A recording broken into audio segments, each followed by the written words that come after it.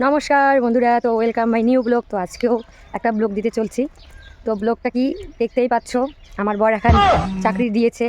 তো চাকরির ড্রেসটা কী রকম হয়েছে একটু বলবেন গাইস। তো এখন কী চাকরি, তো সেটাই আমি আপনাদেরকে দেখাবো। তো বর তো চলে গেছে চাকরিতে আগে, আর আমি এখন যাচ্ছি। তো আমাদের এদিকে কি দেখতে পাচ্ছ গাইস, সব তামাকে তামাক। তো সেটাই আমি করতে যাচ্ছি, আমাদের তামাক খেতে।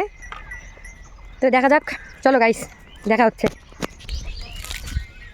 তো চলে আসলাম গাইস চাকরিতে। যা রোদ পড়েছে গাইস। তো আমাদের এই যে এগুলোর কাজ গাইস, আর যারা যারা তামাকের কাজ করেন তারা তো জানেন কি পরিশ্রমের কাজ। তো এগুলো আবার আমরা গোটাবো, বেশি শুকাইছে জন্য।